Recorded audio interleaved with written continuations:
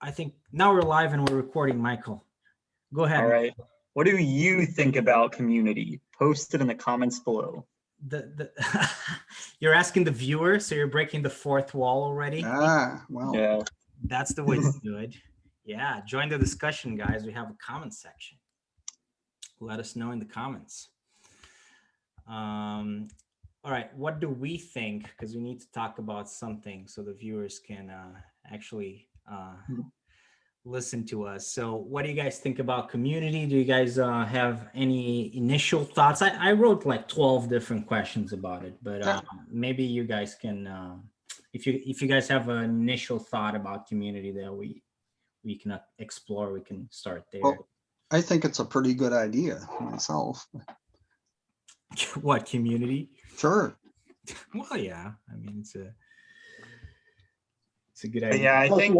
Tell us one of your questions and we'll know how to launch. We can start. I don't know which one. I don't actually have one that I like to start. I mean, actually, I have one that I haven't written that I think is probably better than the other ones to kickstart. Okay. So what is community? Like what, and more precisely, like what kinds, what comes to mind when I say community? Let's talk about community. To me, I think it's a very interesting topic, but just to start the conversation, what do you guys like think when I say let's talk about community? What comes to mind? I guess the people that live in your neighborhood, maybe if you're religious, people that go to your church or synagogue, your school, people you work with, that's, and your friends, I guess that's community. Now, actually, I think what us philosophers, I don't really think that fits under any of the categories I just said. So maybe just, well, friends, I guess, or people that share your interests. Yeah. I think community is good because you can leverage everyone's strengths. So like different people may have different, skills, personality traits, and you can all sort of help each other out and benefit from that. All right, that's really good. Actually, basically, a group of people who have things in common, right? That's really what it kind of boils down to, and that's why we're here. I mean, when I look at the smiling faces in the Zoom meeting, I see community, and that's true of some, although not all of the other online type meetings and conferences that I participate in. But this one most definitely is.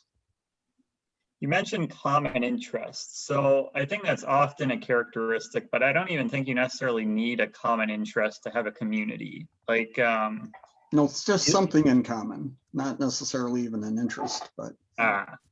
Okay. But yeah, like you could have people that live in the same neighborhood that are very different, but it's still like a community, or people at your school. You could be very different from a lot of them, but it could still be called a community. So yeah. Yeah, absolutely. What do you guys think, David, Carolyn, Mario? If you want to jump in, well, what do you guys think? I'm just I'm listening because I'm trying to figure out exactly what you mean. I understand the word community, but to say that we're going to discuss community in a way is kind of like saying we're going to talk about cars, but what you really want to talk about is Toyotas. And that's only one kind of car. And I don't know what kind we're after here yet. Does that make sense? Yeah, that makes total sense, and I think that was a good way to start, actually, because that way we have different perspectives, right? And yeah, it is true that it's a very broad topic, but I think like what Michael and Craig said, notice that they mention a bunch of different things, right? And those are, and in fact, you mentioned something that I didn't think about, Michael, which is religion or religious organizations. But I think community can be a lot of different things. You know, we can be talking about religious organizations. We can be talking about universities and schools. We can be talking about corporations, armies, criminal, organized crime, government. Philosophers. Philosophy, I mean, groups of interest, which is just something that Craig mentioned, you know, people that have the same interests coming together in a group.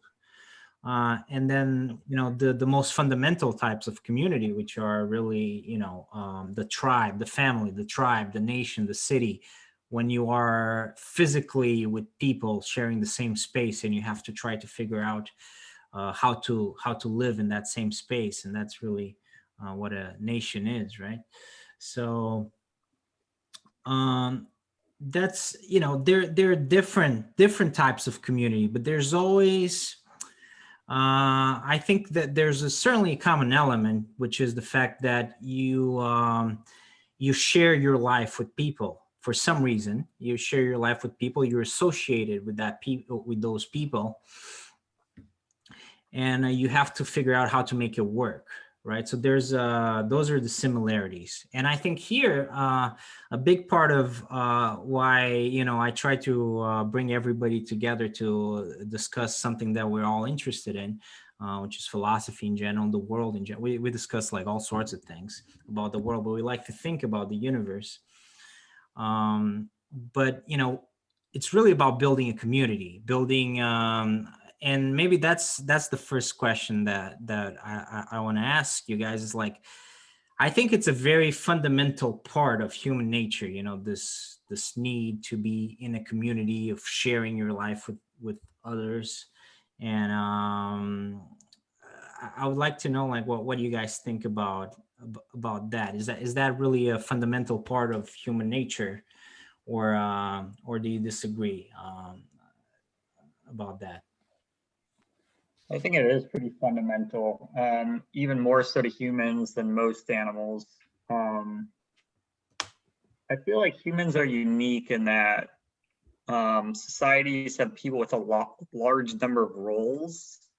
So one thing I'm kind of interested in it is, are there any animals that they have like lots of different roles in their society? I don't know if chimpanzees have that, but humans, there's so many different types of humans and so many different things they bring to the table.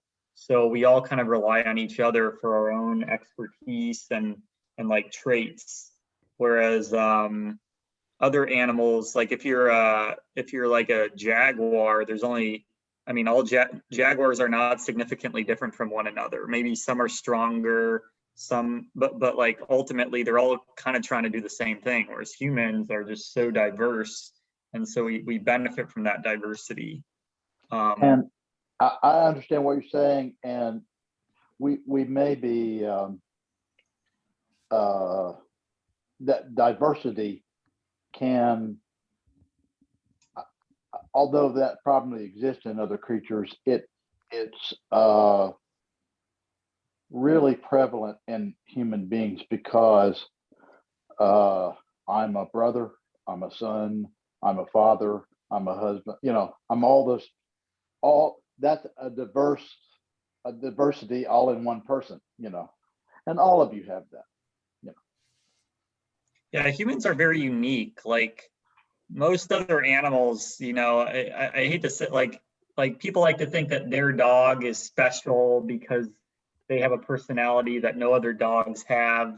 But I mean, maybe to some like small extent, but I mean, most dogs, you know, they're hungry, they want the same food, you know, they act very similarly, but humans do not. Humans are very varied, and so we benefit from that because we can take each other's best characteristics and use it to our benefits.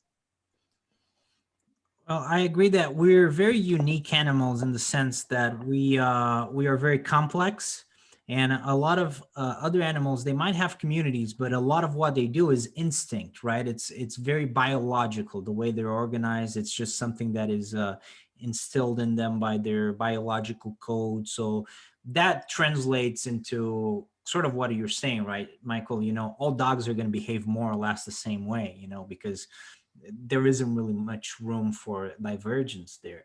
A lot of it comes from biology, but a lot of what we do doesn't really come from biology. We have a biological background, obviously. We all for example have sexual instincts, which is a biological thing, because we're supposed to produce offspring, but then the way people look at sex and love, and interaction between men and women can be very, very different depending on the society, depending on the time period, right? Depending on the geography, depending which kind of community you're born into, right?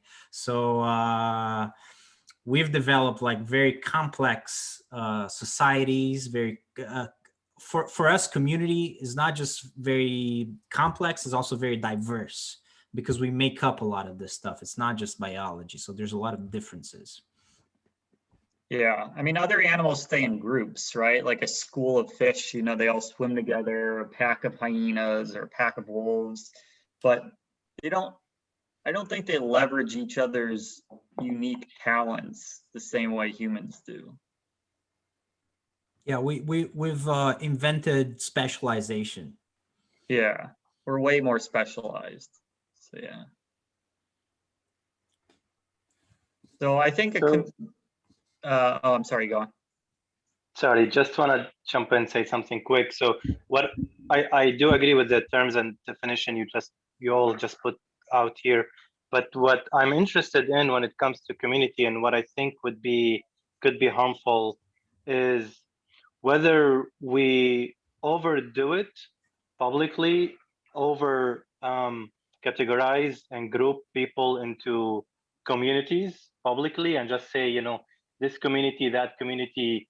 I think this approach have a tendency to segregate people into different categories and groups and types that could potentially be harmful. We would like to think about ourselves as humans as just one human race, and that's it. But obviously there is something called community, and there's definition for it, and that's there. My point is that to be careful not to over label each other's in terms of groups. Whenever we do something, we could say, yeah, we are the community of this or community of that, and that could potentially have harmful effects. The way I interpret what you're talking about, Mario, is identity politics. Are you talking about identity politics? Yeah, exactly. Yeah, all white people don't think the same way. All black people don't think the same way. Yeah. And I think in an ideal community, you have a diversity of thinkers, so that I think that's better than having everyone thinking the same way and just reinforcing each other.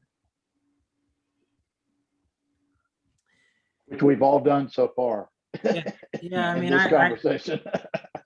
Yeah, I agree with you, Mario. I mean, and part of the interesting, we're talking about like different kinds of communities, right? But one of the interesting things, and also something that is somewhat peculiar to humans, or completely peculiar to humans, is the fact that we have a community, right? Which is, I guess, our country, our nation where we live, but or our city, if you want to be more specific, where we live. But we have all these other communities that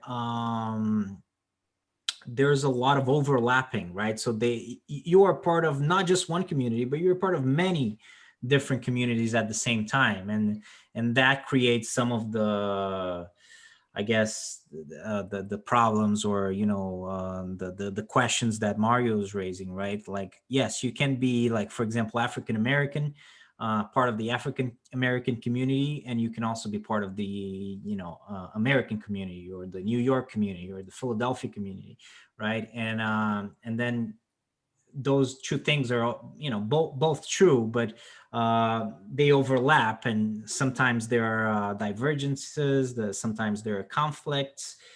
You're different. Basically, your different communities, they can gel very well, or sometimes they don't. And regardless of that, there's always going to be one person today will always belong to many different communities and will share traits of many different communities. And that's great, but that can create problems as well. And I agree with you, Mario. Yeah, I mean, it's if we are talking about identity politics, I think that's a vice. That's a vice in modern discourse. Well, let me put it this way. It occurs to me that not all people of a particular subset, black, white, male, female, gay, straight, not all people in any of those categories think exactly alike. And sometimes what we hear is, this is how those people think, and this is how those, and I don't like any of that, because that's not how it works, in my opinion. Yeah, absolutely. Yeah, I agree. And also, yeah, and there's one thing that is true, and I was pondering talking about truth today instead of community. I think that's an interesting, also very broad topic, but there are some specific questions that I want to talk about. But one thing that the reason why I'm bringing this up is because when we do those generalizations about community, and like you're saying, David, we attribute the same thing to everybody. I mean, those are really just oversimplifications of reality, right? It's not really reality, right? There's not one reality for just for the sake of the argument, all African Americans, it's just not a reality. That's not true. There are some mostly historical processes that might be common to all African Americans, or the majority, but certainly they are very different people. We're talking about what, 20 million people or something like that. I mean, there's a lot of difference there, and that applies to all these identity politics categories that people come up with. I absolutely agree. And those oversimplifications really do much more harm than they possibly can do good. This is only tangentially related, but something that you were saying reminded me of this. A while ago, I was suckered in by a clickbait title on a YouTube video. And the title of it was "The Greatest Movie Heroines of All Time." And I don't know, that maybe 10, 15 movie heroines. And not one of the movies was made before 1990. So it may have been all time for the people who made the movie, the video, but it wasn't. Well, I consider Ellen Ripley one of the greatest female movie heroines of all time, and she wasn't included. So, well, that's a crazy list if you don't include Ripley. I mean, yeah, she's number one. It was clickbait, and I fell for it, but nevertheless. Yeah, but like all these ideas about how men are bad and females are great, like, for example, this is a gross oversimplification of what some people think. But I mean, basically these simplifications, I mean, they are out there, and I mean, it's just so stupid, really. I mean, it's a lot of, like, when people try to simplify things to a great degree, I mean, they fail spectacularly, and you really don't solve any issues. I mean, what you do is you create new problems. Yeah, I agree.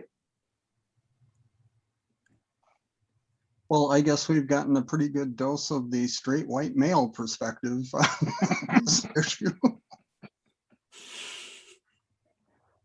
maybe so. So are But you but again, placing I us mean, all in that category, Craig? but I mean, straight To the white to the male. best of my knowledge, I think we all, except of course Carolyn, and I'm not sure about Mario, but the four of us who I can see at the moment, I think we all are members of that intersection of those communities. Yes. Well, Bruno's Portuguese. Bruno, are you white? I thought you're Portuguese. I don't know, man. Whatever you want. Uh-huh. Whatever you want me to be, I can be. Okay. I mean, we've talked about it a different day. I don't know, like Okay. from I don't know, from an American perspective, I don't know. We can table that discussion, but yeah. So, I don't know. What that means. That's it. Bruno, tell us what all Portuguese think. Yeah. What? Tell Well, us what all Portuguese think. Well, I think, Americans' ideas about race are certainly different from anything I had encountered before. Yeah, so the way people see race in the States, I mean, it's kind of like strange to me. That's an interesting point though, because I personally not sure not that it matters, but not sure what race I belong to. I come from Lebanon, from the Middle East, and really when I'm asked this poll or question in a form, like what's your race? I mean, am I white? Am I, is there a Middle Eastern race? Like, what am I? Yeah, I think the correct answer to all those kinds of questions is almost always human. That's the race that I wish that's an option to select on that form. It should be I can an do option. other. Yeah, I mean, Michael, to answer your question, like I had never thought of myself as anything other than white before, coming here. But here, I mean, it's weird. I don't know. Like, what's white? I mean, like, I don't know what white is for Americans. I think it varies. Like, yeah, no, actually, I think at least the way on forms that you fill out, I think like anyone of European ancestry or a Western European ancestry, they could be considered white. So I think, yeah, you would be considered white by that standard, which is kind of silly, but yeah. Well, my wife is of Lebanese descent, and she is identified as Caucasian on all those kinds of bloody, stupid things on forms. But yeah, I mean, if you think about it, sorry. No, I was just gonna say, yeah, Mario. I think like I have no idea like what Americans think, but I mean, for me, like in my opinion, like Lebanese is mostly like Caucasian people, which is, but again, those are all really, I mean, to a great degree, social constructs and historical and cultural constructs. I mean, yeah. So a lot of this stuff is made up. I mean, the idea, for example, that Southern European people or people of Southern European ancestry are not white is a very, I think, Anglo-Saxon concept. That's why I think I hadn't encountered it before. Not even when I lived in the UK, which is funny. But I think in the United States, people see things differently. But go ahead. Like if you look at your whatever this service they do, 23andMe or something, to see like what does your DNA tell you about where you come from and what's your ancestry look like, you could be a mix of variety of different things, right? I mean, from Lebanon, who knows, I might be maybe Turkish, a little bit European, a little bit who knows what. So if we're thinking about race in terms of genes, in terms of your ancestors, and if that's a mix, then how do you say what race you are? Is it like the majority of that DNA, ancestors' DNA, or what? No idea. Well, it's really the truth is like what Craig is saying. I mean, yeah, I mean it's largely accurate that, if we're being accurate, human is really the accurate description, because yeah, we all came from Africa.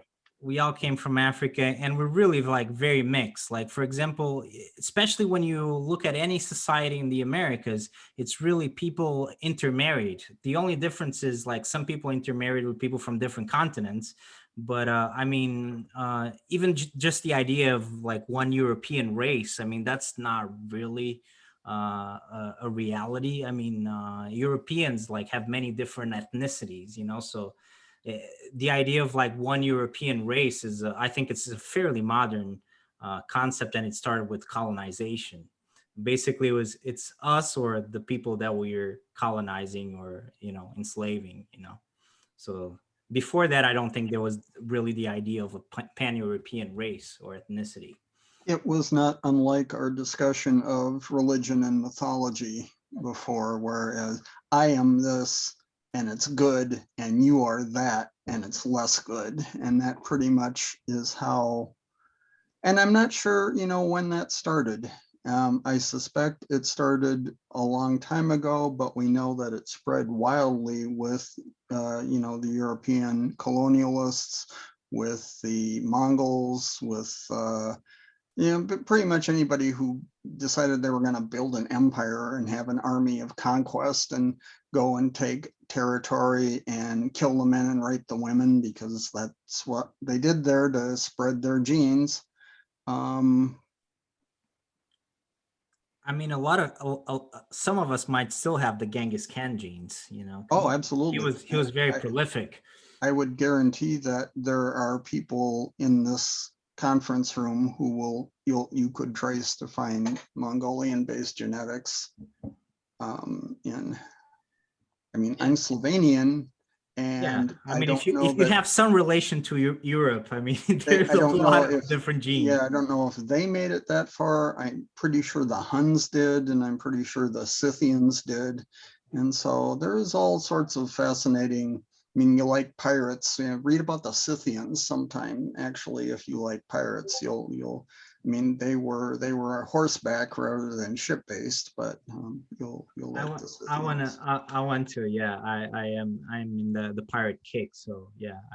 And Scythian, I've never read about it, but I've always been kind of interested. So yeah, good to know. Also, I mean, if you understand, like, if you look at European history, really, I mean, there's been a whole lot of like mixture, you know, like for example, like the history of the Anglo-Saxon race really is a history of repeated invasion and, you know, pillage and rape. So, like how you can extrapolate that there's some sort of actual racial purity there, I don't know. I think yeah, it makes sense if you're not really looking at history. We're all mutts, basically, when it comes down to it. And the more we become mutts, I think the better that it is. The more that we become in some of those senses, homogeneous societies, I think is good.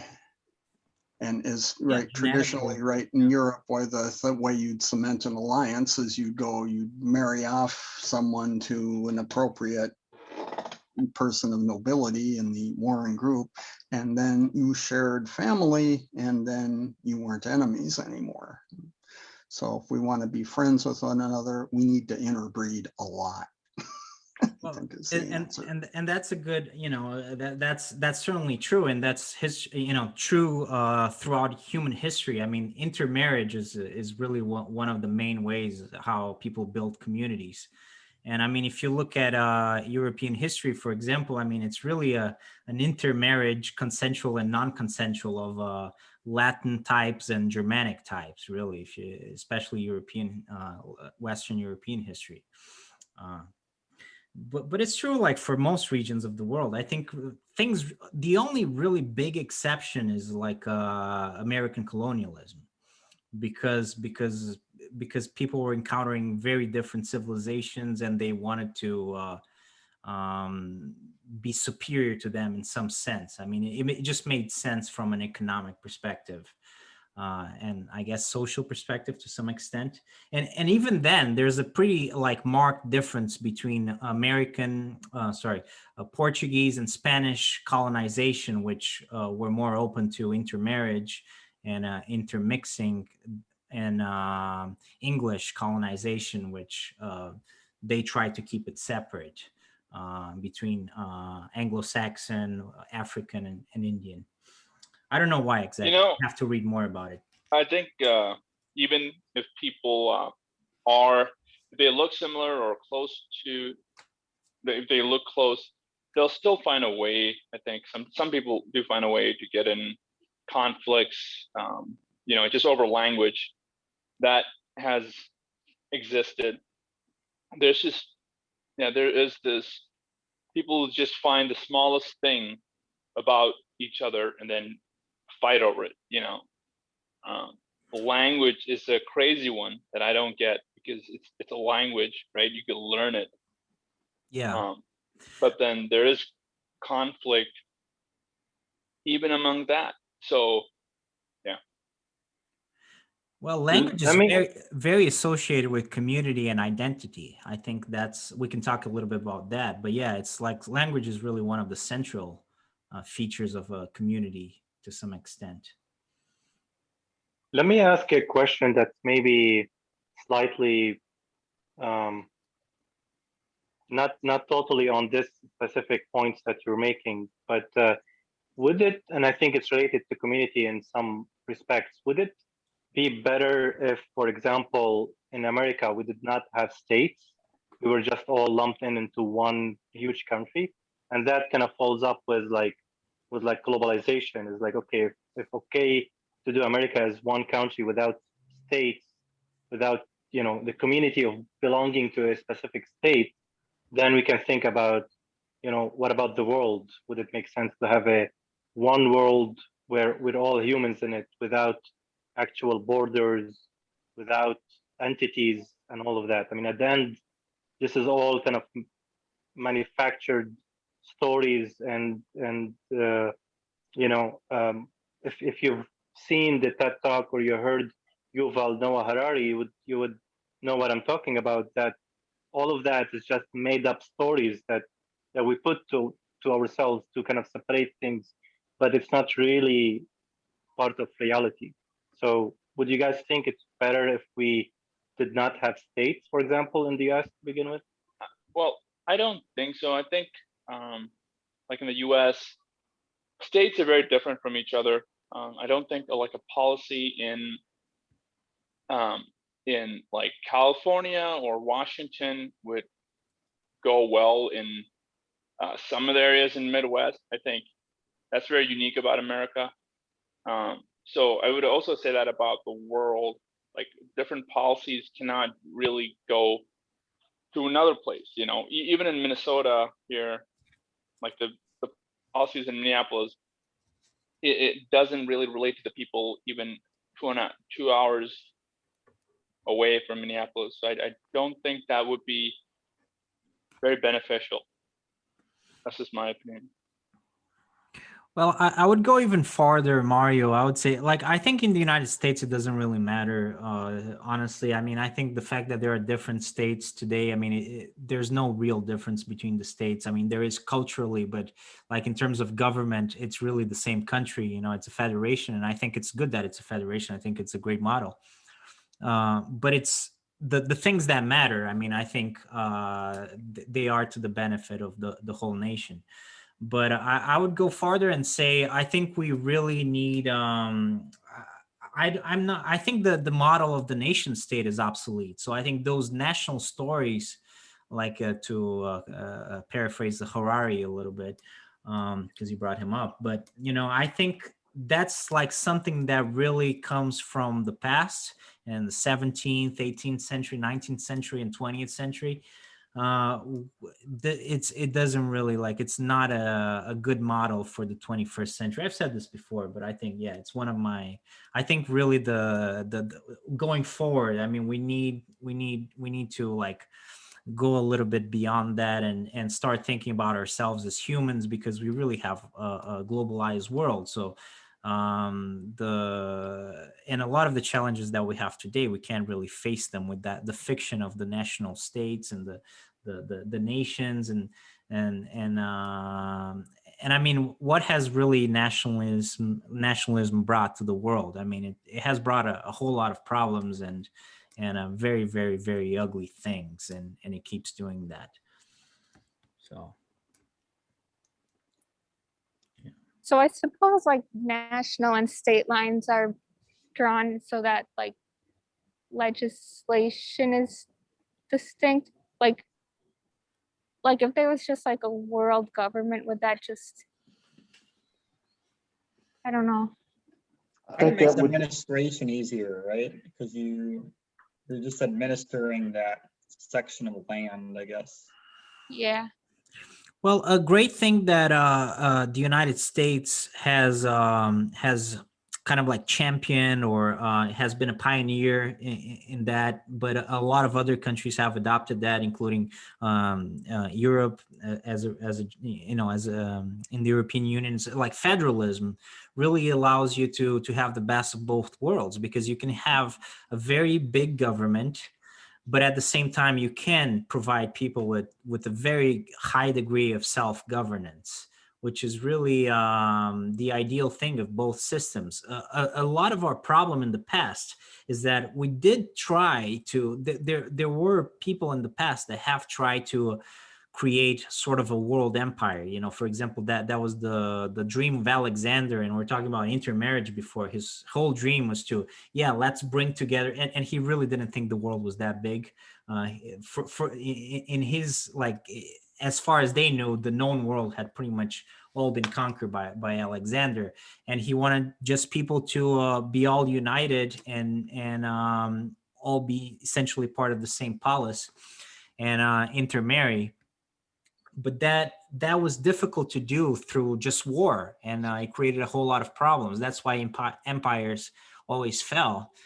But now we have found other ways. You know, I think federalism and voluntary union of liberal democracies, I think that's a much better way to move forward. And we can under those models, those modern models like the United Nations, especially the European Union, we can really have the best of both worlds. You know, we can not be a constant war and division with each other, but we can also have a great degree of independence and self-governance, which is also important.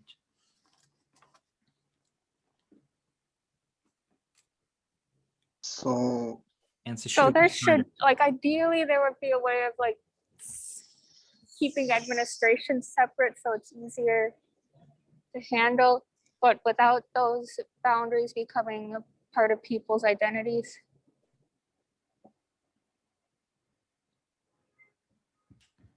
So like that would be the ideal. Can you repeat that?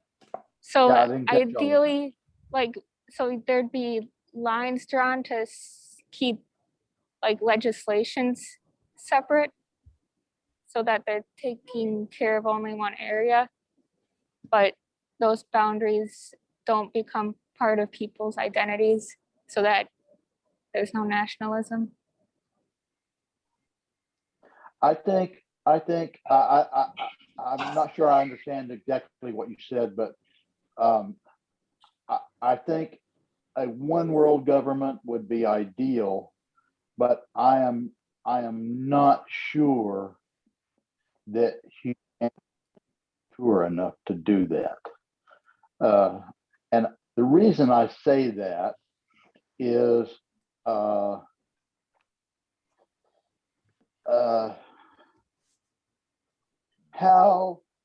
would a just one world government deal with religions like the Taliban, who think that teaching women how to read is bad?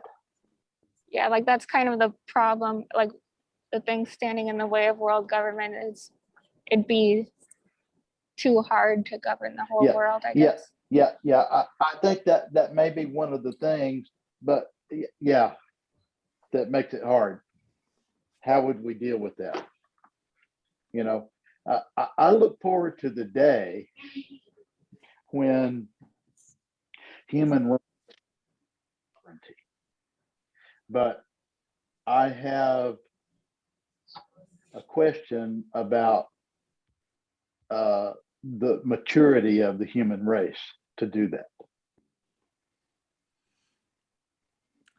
Yeah, I think you're right. I think I'm not so sure if we're like completely mature enough to do that. I think it's been working pretty well in the European Union, But again, you need to have, I think that's the key. You need to have like a common base first, which in this case, it's in the European Union, it helps that, you have Christianity, you have a sense of European identity.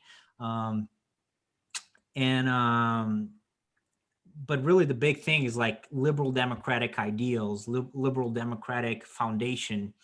And that obviously is something that you're not going to find common ground with the Taliban, right? You're not going to find common. So you need to, yes, there should be a world government, but obviously you need a framework, right? The United States, you have 50 states, but there's a common framework of the US Constitution that establishes a lot of common, it establishes a blueprint, right? The European Union has adopted that as well. So you always need that blueprint if things are going to work, even in a very federal government.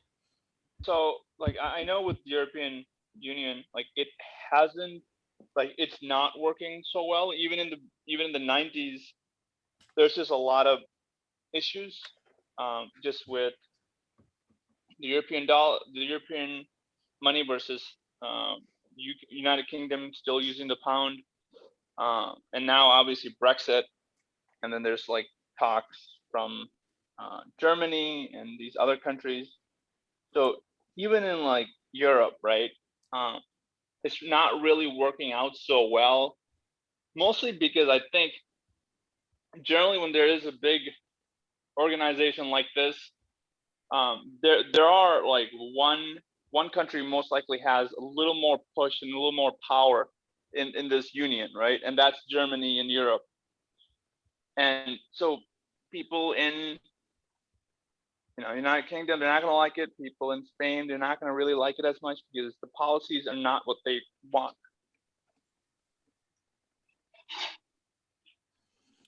Yeah, I mean, it's the fact that if it works or not, I mean, that's relative, right? I mean, Brexit showed that yeah, obviously things don't work 100%, but I think that in general, I mean, it really depends on what the bar is, right? I mean, this is the first time ever that Europe has had peace for a sustained period of time, and I think that's a good place to start. For example, also the degree of economic cooperation between countries, the degree of liberty of people to move wherever they want and work in other countries, the degree of cosmopolitanism that has developed in Europe. I mean, I think all those things are really very like recent phenomena and have replaced a lot of what was there before. So Bruno, I think you meant to say Europe had peace if you weren't an immigrant coming from outside Europe trying to get in, because those are not particularly peaceful and pleasant situations pretty much throughout the EU, and actually was one of the things that helped trigger Brexit, of course, was the Brits' refusal to take in emigres. So you don't romanticize that there is peace in the EU's time, because it's peace for some, but not for others. Oh, you're talking about a government. You have to define, what do you want the government to do?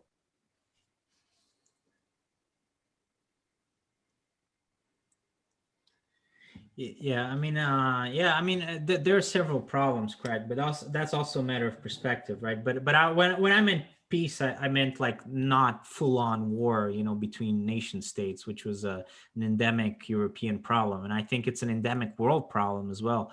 And that's one of the big reasons why we need to figure out this world government thing, even if it's a federation. I think it should be a federation, absolutely. But I mean, how likely is it that we're not going to see big wars if we don't have some sort of world government federation? And if we have big wars, now we'll have big atomic wars. That's the problem. Yeah, I'd be willing to settle for nuclear disarmament treaties myself, at least in my lifetime, is something to start with. Yeah, that would be a good start. But yeah, it's difficult. It's difficult because if you have fully sovereign states, that's the whole thing. That's how the European Union started, actually. It wasn't really a political union. They just figured out if we do an economic union, that France and Germany cannot really go to war with each other because they share the same resources. Things will improve, and it did. And it started as an economic union, and now it's a full-fledged political union. I think it's the same kind of thinking could apply for the Chinas and Russias and the United States of the world. Well, this is an argument for globalization because the U.S. and Chinese economies are very interconnected. I mean, there is already essentially an economic union between the U.S. and China and most countries in the world. Pretty much WTO is essentially an economic union. Yeah, true. I mean, there's a degree, and maybe that's why we haven't seen more widespread war. I mean, that's one of the reasons. We certainly already have a great degree of economic globalization. Globalization is already here. It's just not so much political, and it's not but there is obviously a great degree of financial globalization. The problem with the financial globalization is that it's not so much in favor of the people, it's in favor of the corporations. And a lot of the people in the world are really not reaping the benefits of that. So that's a problem. That's another issue altogether. Well, originally, like when we said the discussion would be about community, like I thought by community it would be like a group of people. I guess communities can be in different sizes. So, but usually I think, maybe less than a couple thousand people or whatever, but we're expanding community to be like whole nation, right? So, yeah, I feel like that's just something I noticed. Yeah, no, I agree, Michael. But do you want to talk a little bit about? I think it would be cool if we talked a little bit, if we change the topic a little bit, and because I think that's also part of the community, right? And maybe more what people think about community. They think about these smaller communities. Like, do you think modern life has made a community more or less important for people, like our modern lifestyle? Okay, this kind of reminds me of something I actually read earlier this week that someone posted on the internet, like their hypothesis kind of why some mental issues exist. So the person posted that currently there's a lot of anonymity in our society. We're largely a face in the crowd, but a long time ago there would be like a small group of people you'd see pretty much every day. And then you'd form strong bonds because of that. Sorry, you faded in and out there a little bit. So Yeah, I didn't catch. I think she's raising the much question that. of mental health in modern society. So how that translates to communities. Isn't that right, Karen? Yeah, it had something to do with that. It was someone's idea of why some mental health issues might exist. So if you didn't catch it all, it was basically that in our current society, we're largely a face in the crowd. But a long time ago, we lived with smaller groups of people. With fewer people, we'd see pretty much every day. And we'd form stronger bonds because of it. Okay, so Carolyn is saying that when the group is smaller, you develop stronger bonds, but once the group gets too big, then you're just like another person in the crowd. Yeah. Yeah, and that. Go ahead, Carolyn. The person also mentioned a lot of us don't see our friends and family every day.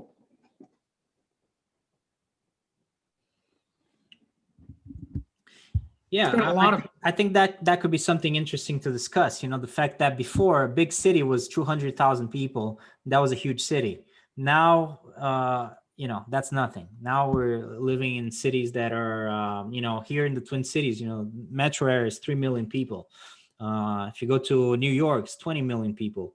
If you go to Mexico cities, even more. So we live in these really incredibly huge metro areas, and it's a completely different reality than we've ever faced as humans. So how does that change the way we live?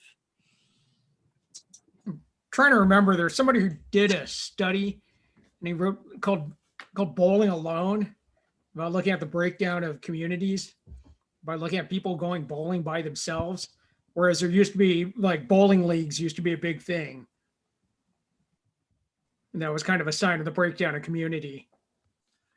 Yeah, I remember. Sorry.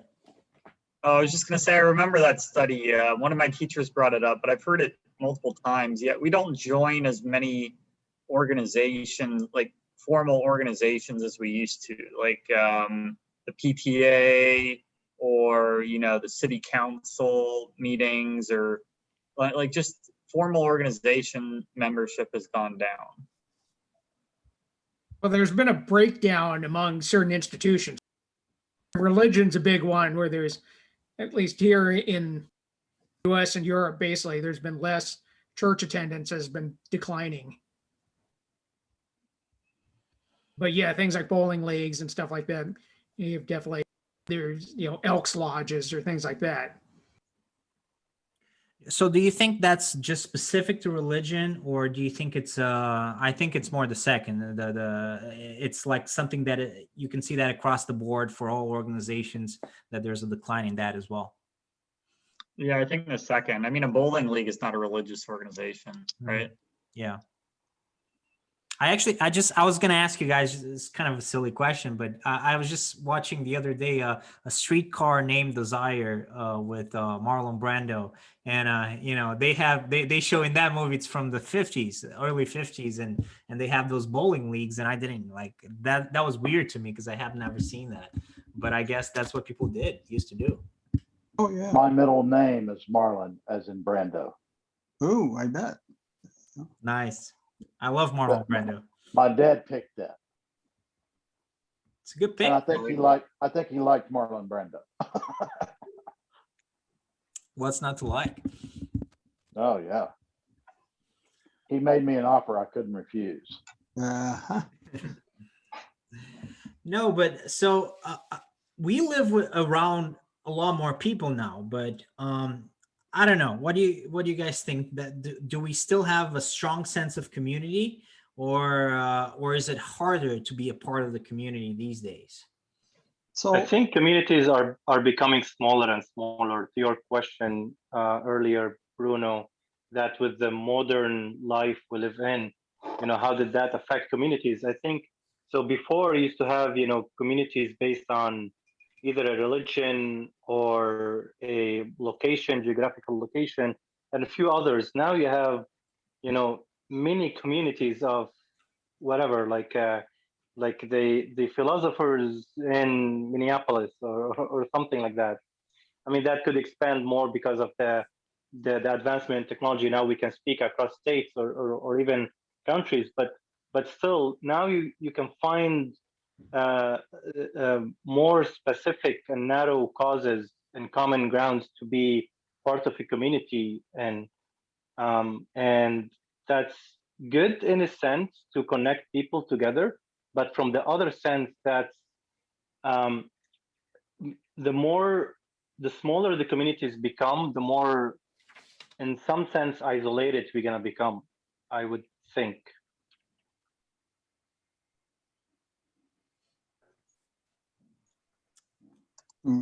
So there are two pretty interesting communities that I have found myself in over the past year. One of them is through the IEEE, and it's basically academics and lawyers and technical people who are interested in the subject of ethics and artificial intelligence. And we're part of a working group that's trying to write governance documents to publish that will go out to governments and corporations throughout the world with suggestions about things they should look at for AI. The other one is one that I just joined last weekend and actually had a pretty good time with, and that's the steampunk community. And I find to be a very interesting bunch of people. And the group that I'm in, there's like 200 members, and they have everything from book authors to artists to makers to people who are specialists in different kinds of teas, because tea is a big deal in the steampunk community. Really? Why is that? Well, they're Victorian, right? That's the motif that that steampunk derives from. So, and it's a mixed male and female, but it's by and large a pretty white group from what I can tell, because again, their Victorian England is kind of their role models, but still it's fun and diverse, and boy, people have so many different interests, and it's pretty cool. So one thing to do is to get into as many different kinds of communities as you can, because then you get exposed to ideas that you wouldn't otherwise stumble upon. So I enjoy both of those groups. I just sent a link called When Your Friend Goes Steampunk. I recommend people watch.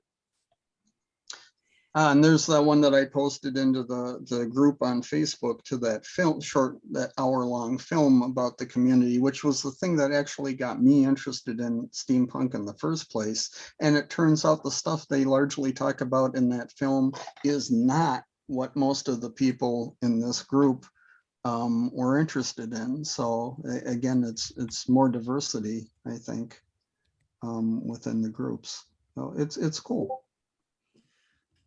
I bet they're really excited. The steampunk community is excited about that new show that just came out on HBO, right? Which one? It's called The Nevers or something like that. Let me Google that. Do you guys know? Yeah, there's a lot of steampunk themed show. It's a new one. It's like a big HBO show. The Nevers. It's a steampunk, like, feminist show by Joss Whedon. That's an odd combination, but yes, it is a strange combination, or a fun combination, considering the what's been going on. But so it's a steampunk show. Well, most of the Matt Smith Doctor Who was pretty much steampunk. Seemed to spend like half the eps, so it's in Victorian England. Indeed. Even the look of the TARDIS ended up they upgraded, make it look very steam. I think that's one way in which we're sort of trying to fight off the breakdown of community. It's like by social media and just in general, just finding these, like, with our modern tools, finding these small communities that we share the same interests as other people. And I think that's because we can't live without community. So we need to create these communities if we don't have any. But I don't know if that's a substitute. If it's a fully formed substitute for what we perhaps have lost. I'm not really sure, but it seems to me that you guys have brought up this the fact that people don't participate in the community quite as much, as much as they used to participate in church or the bowling clubs or all of those things. I don't know. I think our lives have become less focused on community and more individualistic, and maybe going back to what Carolyn was bringing up as well, that has perhaps affected people's mental health as well. I don't know if you have any thoughts on that. There's a big argument that social media, while yes, you form communities on social media, but it's not the same as actual community, the same as as quote the village or the town square. Part of one of the things is that social media, one, because we're not actually physically in contact and you can be anonymous, so there's no real accountability in that sense, but also because it's very fluid. So if I get sick of the philosophy group, I can go and join, some other group I can join the fans of Warrant or something group instead of the philosophy group. So therefore, it's not like if I'm living in a village, it's harder just to say, well, I'm just going to get up and leave the village. Yeah, I think there's some benefit in that if you don't like what you're doing, it's easier to switch to something new. But that's also a downside because it might disincentivize people to commit to things or invest long term in them.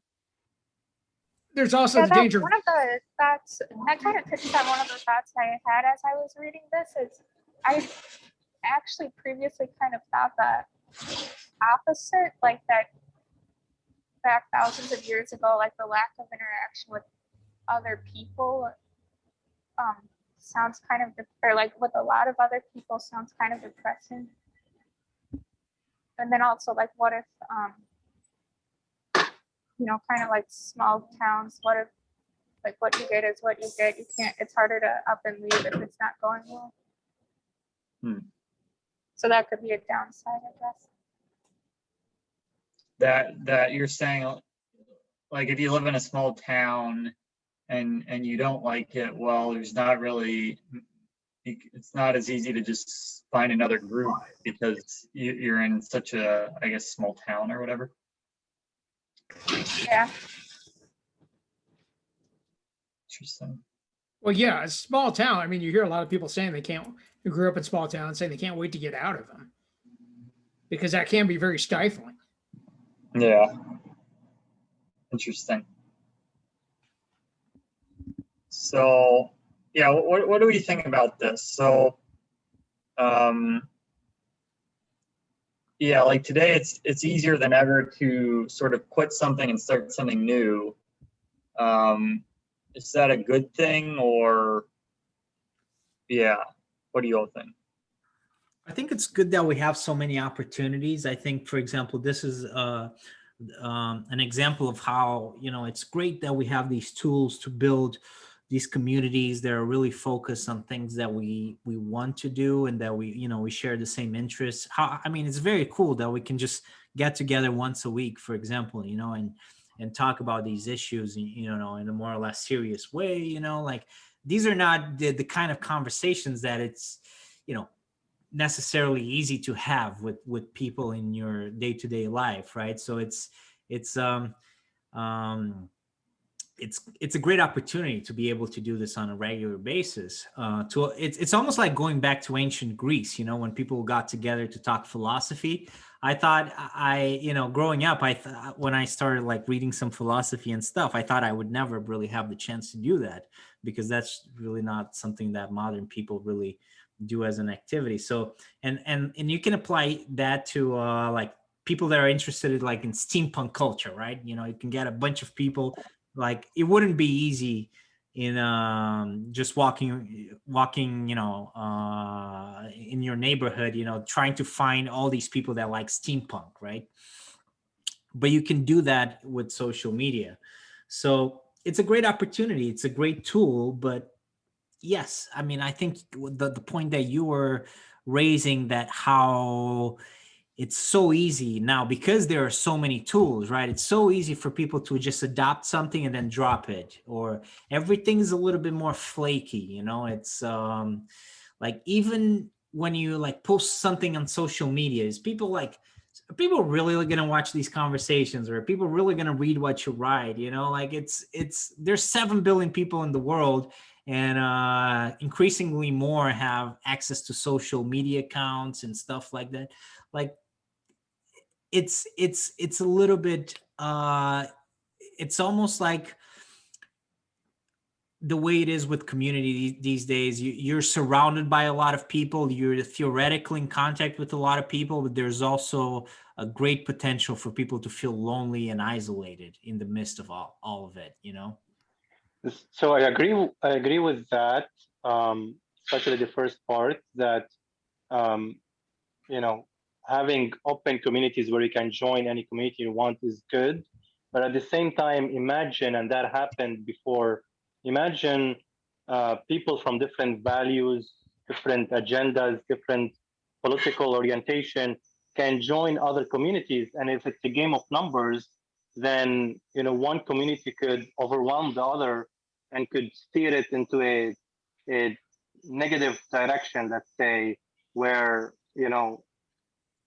at this point you can no longer conserve the good values that you had in your community. That's a disadvantage of that open community structure.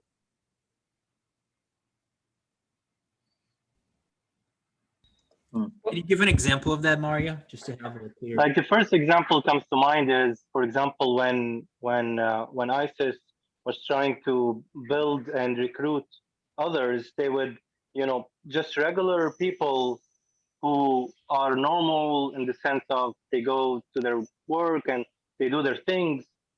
They are approached by kind of a political agenda and ideology that sounds really appealing to them and gives them some sense of identity that they didn't have and they were lacking. Then they would join. We heard a lot of stories with people, from America, from Australia, from other Western cultures. They joined ISIS or groups like that. I mean, there's a lot of examples like that, and that obviously is not a good thing. But the open community structure kind of allowed for that to happen. No. Well, this is the danger of radicalization, and we see it now really with like QAnon. But what kind of gets people into stuff like into ISIS or QAnon is because you start out with looking for something like, say, for like stories of people QAnon, someone who's interested in like organic diet, and then that starts leading you down road. So I join a group of organic diets, and someone there says, well, if you like this, you'll like this. Like with ISIS, I'm interested in Islam. Then someone says, okay, well, if you're interested in Islam, maybe you'll like this. These are the people who can tell you about what Islam's actually about. Yeah, but go ahead. But sorry, this, sorry, go ahead, continue. But this is a problem with the nature of the internet and why social media isn't exactly, because the fluidity of it means that you can choose who you talk to, or you can construct your community. But at the same time, the nature of stuff like how Facebook and YouTube and stuff like that is it actually radicalizes, because it starts giving you suggestions saying, well, if you like this, you'll like this. And it just starts pushing you down a certain direction. Although, in order for that to be effective, you got to click on the damn thing. And so once again, as I pointed out from the thing about social media last time, the responsibility for this still remains with the user, with the end person, with the receiver rather than the sender, because they can't send me information if I don't click on their damn links. So I get concerned that people always look at this and point and say, oh, it's their fault for sending me this stuff, rather than saying, but it's also my fault for looking at it. Because my looking at it is what feeds the algorithm to send me more. Well, true, but obviously not everyone's not joining ISIS or becoming a member of QAnon. It basically starts with, if you have a certain proclivity, it will start just feeding that proclivity, push you in directions that you probably wouldn't necessarily think about. I mean, it's also I was reading some stuff about people who became radicalized into QAnon. And a lot of this stuff, why more people, especially during the last year, was basically people are feeling lonely, and they said, well, there's this great community. A lot of things you hear is people, they say it's a community of people who get me. With a lot of those things, the QAnon thing is a great example of that. But in a lot of those sites, like 4chan, 8chan, a lot of those kind of like shady social media sites, there's really people, you can really see how people really want to be a part of something. They want to be a part of community. And again, it goes back to the fact that in our life today, it's not an organic thing, because our lives are so individualistic, especially in the West. especially in the Americas and Europe. I mean, it's a very individualistic life, and that there's something there that isn't quite right. So we need that community. We need to belong to something, and that's, the internet is here now for us, and it allows us to associate with other people with the same interests. So people jump on that because they really need that sense of community, and sometimes to nefarious consequences, effects, like the guy on in New Zealand that went into a mosque and shot 200 people, and he posted it to social media, to the same site where people used to use to read the QAnon things, and people were like commenting as they were watching the video of him shooting all the people in the mosque. So, but all those people there, that's basically that's an example of something going very wrong with that, looking for community. But usually if it's not those communities that actively, people like encourage each other to promote or to do evil or to do, clearly bad things for the world, I think it's better, at least if people have that sense of belonging in some sense, than to become individualistic in a way that is destructive, and it's destructive to them and to society, like the kids that start shooting up schools, like Columbine kids, for example. Probably the problem there, I don't know exactly what happened, but I think like that's a case. For example, there was clearly a problem that they didn't belong, right? And when people don't belong, you see that in the United States a lot more than even in any other country in the world. A lot of these shootings, these people don't belong. They're misfits, and they really lack community. And that's a problem for a human, because we are so social, like the way we can commence the conversation, right? Talking about the social component of the human, of people. Radicalization into groups like QAnon or ISIS is almost a flip side, is people belong too much. They basically subsume their identity to that community. Yeah, it's a pathology for sure. But the longing is there, right? To belong to a community, and that's like something quite fundamental. And it's essentially what we're doing here. We're trying to build a community based on a certain number of interests and values, right? And you can do that by trying to make the world a better place and discuss philosophy, or you can try to do that by, a certain maybe white supremacy and misogynistic ideals, or whatever it is, you can do that by joining Islamic fundamentalist terrorist organizations. There are a number of ways that it can go in. It can go in very nice ways and very bad ways for other people, essentially. But the mechanism is the same, right? You find people that share the same interests, that share the same concerns, that share sort of like the same way of looking at things, and you try to build a community around that, because you're really drawn to that, to building something together. And it's something that it's hard to do in real life today, maybe ever, I don't know, but certainly today, societies are very individualistic. Well, you have to look at two things that can radicalize people to draw you in. There's a confirmation bias, in terms of that I'm going to have a bias towards things that tends to reinforce what I view. And then there's an echo chamber that just adds to that. That's kind of how people get radicalized. I mean, if I'm, again, using the ISIS example, if I'm interested in Islam and I think the West is not a good place to practice Islam, I want to learn more about Islam. If I find a group online that says, well, yes, the West is not good, America is not a good place to practice Islam, and well, you should come to Syria, see how it just starts leading down the path of radicalization. Oh, David, you're on mute. I'm not sure if you're. If I understand what you're saying, the internet gave us the tools to build silos, echo chambers, and we may not always use those tools for the right things, Does that make any This- sense? Yeah, no, exactly. Yeah, this is a conversation I have with Craig a lot. Is as a fan of golden age science fiction, this idea that once we had global communications, all of humanity would become one. We'd have this Gene Roddenberry world. In Well, fact, that the turned out opposite not to happening. be true. No, it's not true at all because humans just don't work that way. And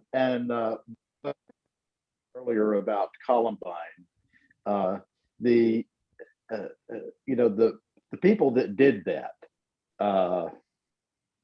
or do mass shootings of any kind, I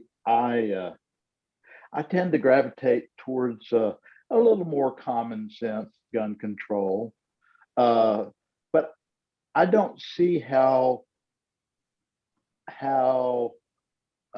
more gun control is going to give the people who did things like Columbine a sense of belonging.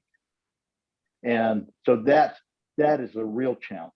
In other words, the problem that stimulates the mass shootings, it's like Frederick Douglass said, you pass laws to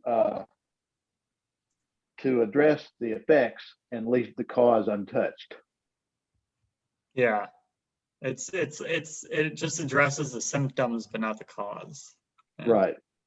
Which is something, but more should be done. Yeah, and the symptoms need to be addressed, but it's not going to go away until you address the cause, in my opinion. Yeah, you gotta deal with both. I mean, certainly the symptoms and the cause, I guess, as we're putting it. A lot of those things could be avoided by using some degree of gun control, and it wouldn't really need to be a whole lot. I mean, there's just some common sense stuff really that could be implemented that would drastically reduce that. But I mean, certainly the root cause, yeah, I think it's a lot of it is young man, not belonging to something, and that's that's in general, like people, it's a very individualistic society, and I think there's a problem there. It's good that we're able to do these groups, though, find these groups with social media, though. That in that sense, it's good. And yes, there are problems like what you're talking about, the silos and all that. Yeah, but as a general rule, I mean, I am glad that we have the possibility now to at least find some solace in creating these groups. Yeah, and I find it like going back to young men that don't belong, I guess women, but often men might take it out more using aggression, but it's like a lot of like people, like when they don't see a clear path for them in the future that'll lead to any chance of success, that's sort of when they start to become violent, or when they see they're not accepted in the community and they don't really see a way forward, or like how they're going to progress with their life. That's often when they turn to that kind of violence. Yeah, that even applies to pirates, because before we started recording, we were talking about pirates. I mean, that's actually something that it's common for, like those pirates in the golden age of piracy, which is usually normal people, sort of normal people, sailors and, stuff like that, that they just, yeah, they didn't see really a way forward, like you're saying. So they resorted to bad alternatives. And that applies to pretty much anything, right? People in gangs, usually it's because they can't find a good alternative, and they're young people and they join this because they can't really join anything else. Young men are pretty, you gotta guide them right, because they're kind of like dangerous if they go down the wrong path early on. Well, gangs are also a sense of community too. I mean, that is a sense of identity and belonging. Yeah, exactly. Not so different from joining ISIS, right? You're joining a group that will give you a sense of belonging, that will give you direction, that will give you protection, purpose. But it's not just for those bad groups, right? I think it's interesting because we're zooming in on something that is very essential about communities, that it does, these communities, they provide us with that. And in some ways we need those smaller communities, because if you live in a city, before you would find a sense of belonging just from being from a certain place, right? In Athens, for example, you know, or any ancient city. I mean, it was small enough that you could find a sense of community there.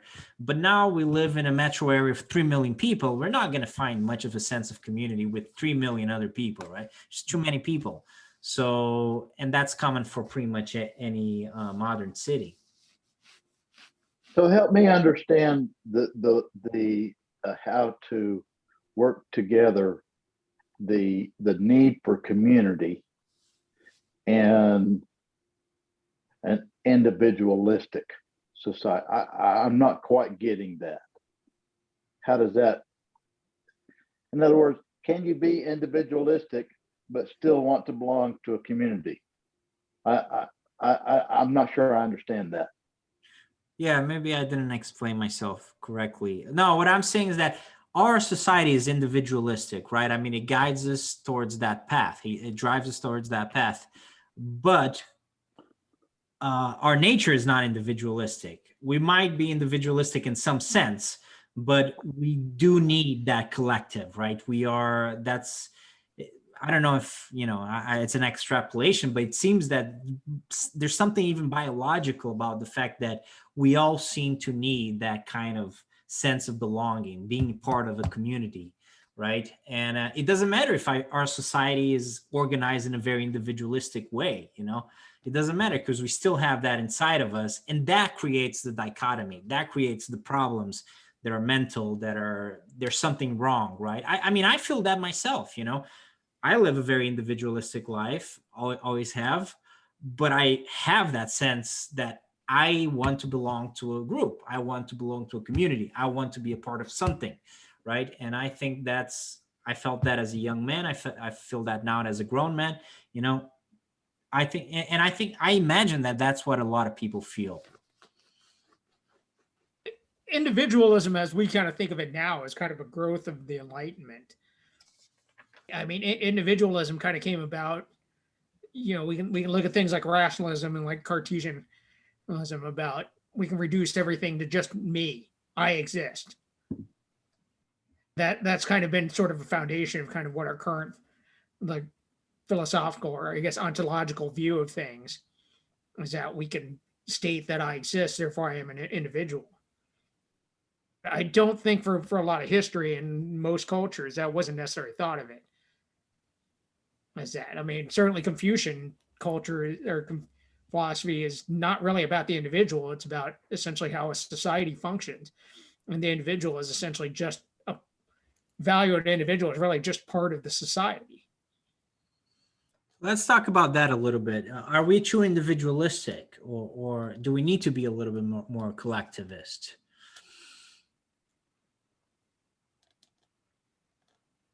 It's a good question. Yeah. That is, yeah, very good question. I'll think on that and get back to you. Well, it's yes and no. I mean, I should say actually our view of individualism goes back a little further, maybe back to essentially back to Greek philosophy. But the Greeks themselves were divided too, because Sparta was a very unindividualistic society. It was all about the society, the functions, whereas the Athenians did consider, I mean, the fact of democracy would consider that there is value to an individual opinion. Otherwise, why even bother having people contribute into the collective decision? Right, but even then, there was a lot more sense of a collective way of living, you know, like even Athenians. I mean, they were pretty, you know, you would be part of the army, you know, almost everybody participated in the army at some point. They shared. Unless you were a slave, of course. No, yeah, unless you were a slave, you know, and then you weren't really even considered a citizen. But as far as, you know, from the perspective of the citizens, and they were part of like communal groups that they often did things together. They ate together. I mean, it it was still, I mean, maybe not quite as Sparta, which was a completely totalitarian society, but I mean, even for, by our standards, that was a very collectivistic society, the Athenian society still, that's the thing, is that our standards are very individualistic. Right. Yeah. And there's all other factors too. I mean, in ancient Greece, in both Athens and well, pretty much any of the Greek city states, but even extended to the Romans, was that exile was equivalent to death. I mean, ostracism was reserved for only the most serious crimes. And back then, pretty much, yeah, if you just were forced to live outside of society by yourself, there's pretty much a good chance you would die. I mean, the dependence upon that. Whereas once we get into an industrialized society, yeah, we still depend on a lot of people, but there is this kind of idea we can, I could go live up in the mountains largely by myself and not really bother seeing anybody. I mean, it wouldn't be easy, but I could still maintain at least the same level of comfort. Now I'd have to buy stuff and everything, but I could just have it delivered. I wouldn't have to even see the people delivering it. And I could work remotely. COVID, a lot of people are like that. They just get food delivered in, they work from home, that they barely even need to see anyone. But yeah. And even in the past year, it's really pushed that even more. Yeah, even more so now. I was gonna say, yeah, even more so now, and that's probably not gonna go away, right? We've seen what usually would have taken us 10 years to get to this point, but in just 1 year, we just became even more individualistic because now we realize we don't need to go to supermarket. Like I used to go to supermarket. It's not really necessary. You can just order food from the supermarket, right? And that's true for. I mean, I'm using that example, but it can be anything. Like we can order anything in, we can work from home, like it's. I feel very comfortable ordering stuff online, ordering canned foods, box foods, but I don't feel comfortable getting produce online. Produce. I really, because I want to pick that out.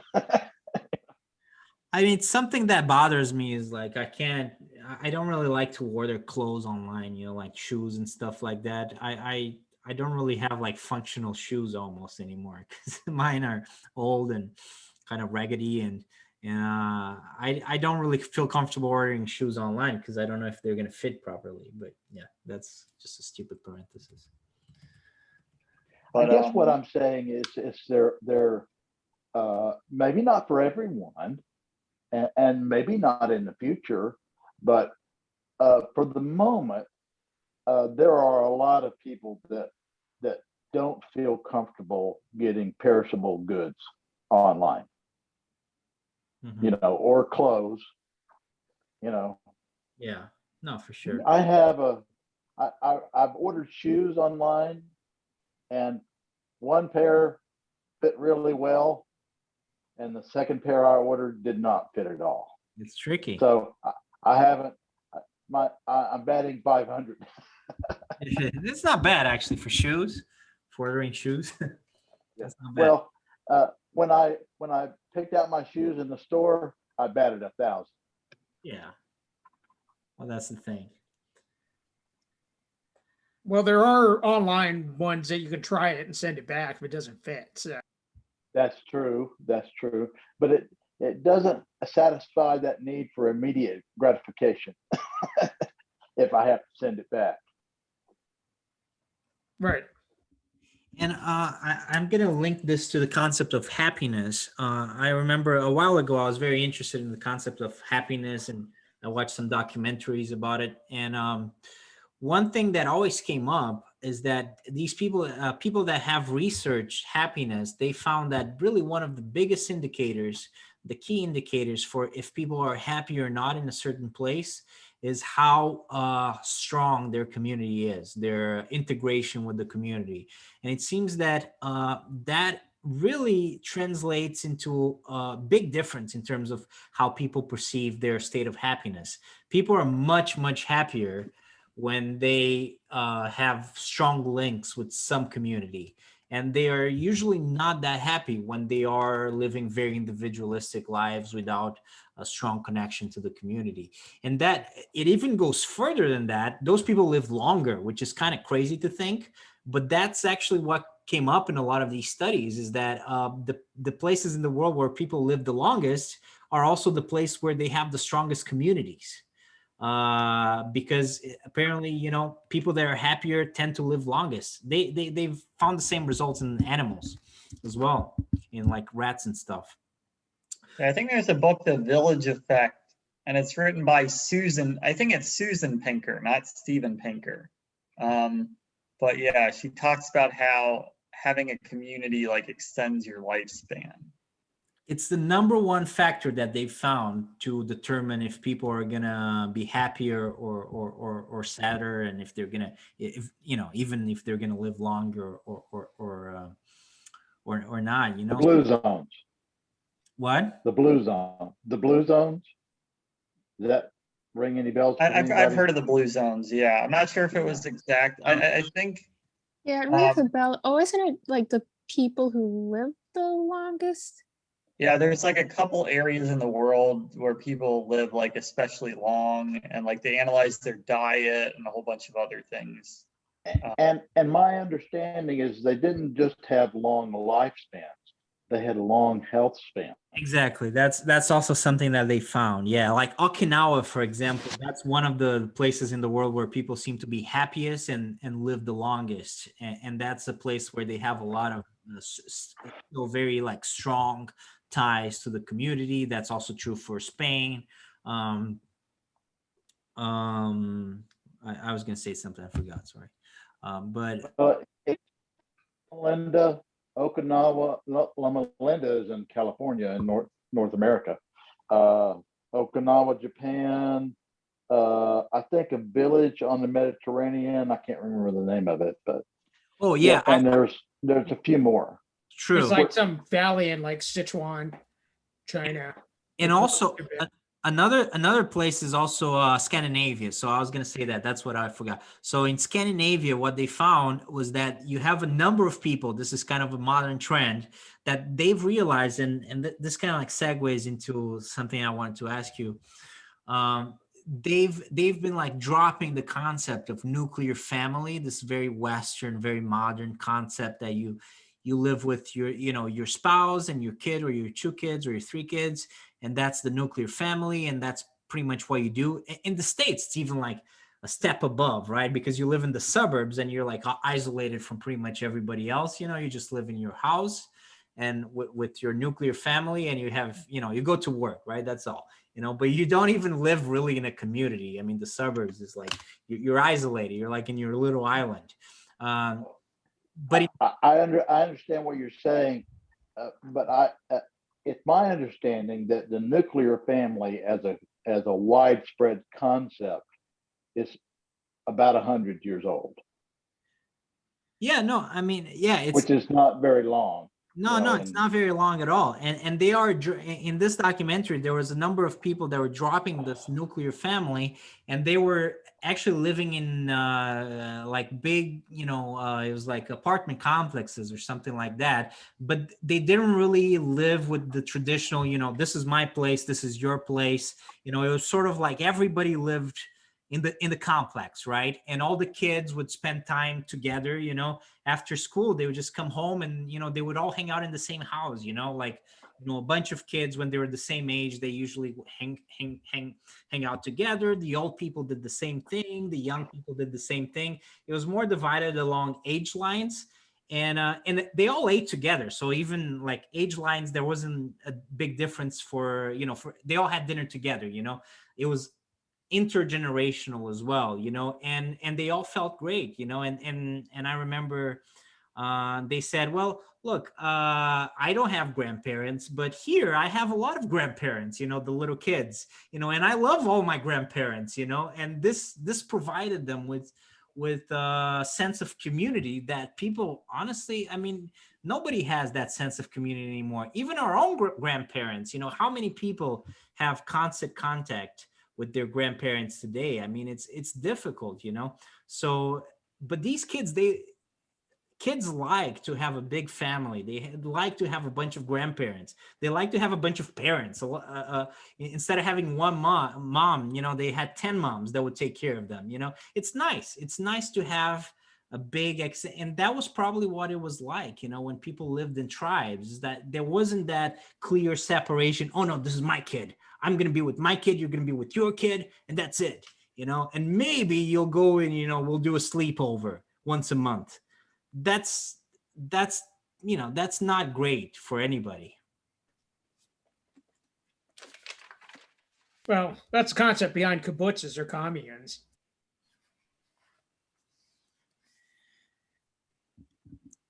Yeah. So, this idea of community, I think it's even more important than we sometimes think. It may be true overall, but one of the things that popped into my head is if I lived in an intergenerational home, I'm a little bit not sure it would go well. Also, Well, it's probably not for everybody. yeah, it's not for everybody. Yeah. But in a nutshell, more opportunity for conflict. yeah, maybe there's a lot of conflict in some of these situations. I don't know. Well, yeah, I guess earlier in history, values didn't change as much from generation to generation, but nowadays values change super fast. So yeah, I guess, I don't know if that makes it more difficult. I'm sure I'd be telling a lot of you to get off my lawn, so there you are. Yeah. Yeah. Let's talk about that a little bit. What do you mean by values change faster? Not about the getting off my lawn, but about the values. What do you mean by that, Michael? Yeah, I guess as far as we're very our generation is kind of very addicted to technology, whereas a lot of older people, they don't like it. They want to meet in person. I guess just different ways of living. Often younger people just don't see eye to eye with some older people, some of the older generation. Yeah, it's not. I guess it's not a black and white statement. It's just kind of a generalization. But yeah, this is a slightly different topic, but the same principle is at work, I think. Yeah.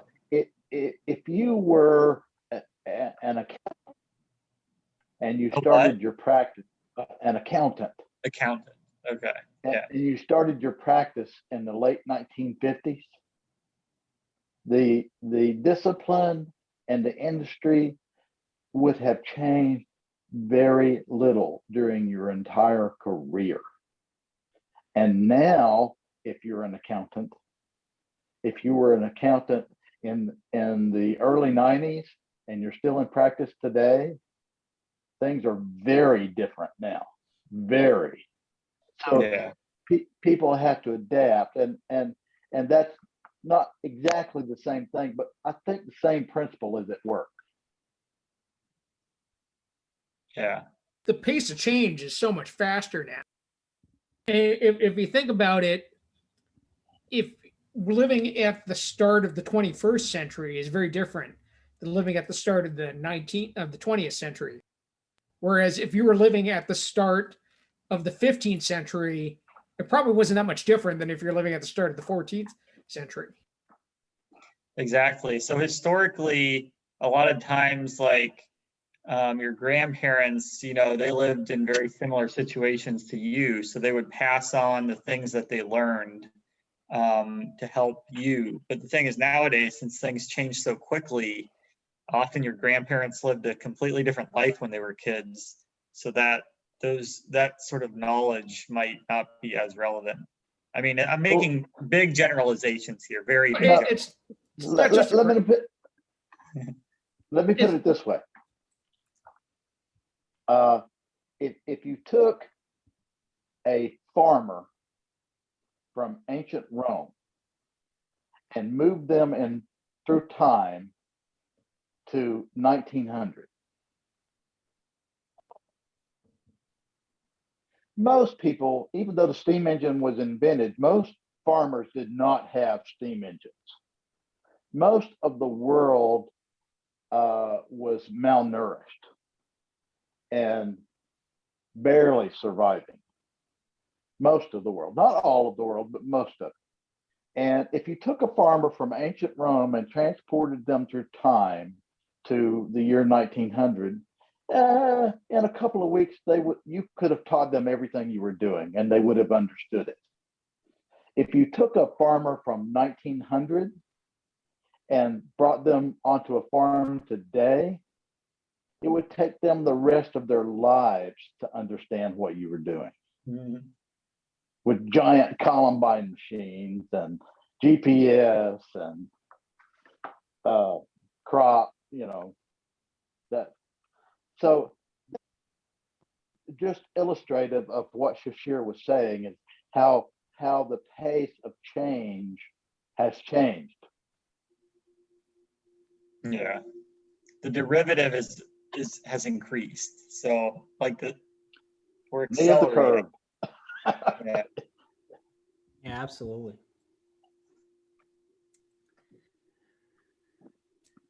But that's another factor, though, in saying why communities breaking down, because intergenerational relationships aren't just separated by, say, attitudes, but separated by technology and just complete worldview. Yeah.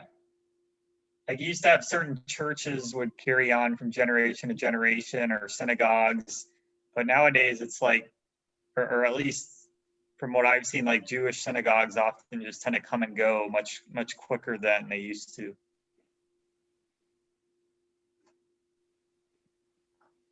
Because yeah, there's less binding one generation to the next, since there's so much change, I guess.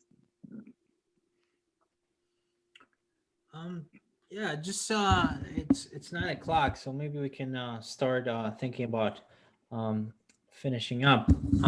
Just so last question, like how do you guys think we can like build better communities in the 21st century? Like what can we do better? What are we lacking that we can do better? Sort of like to end on a positive note or a constructive. Yeah.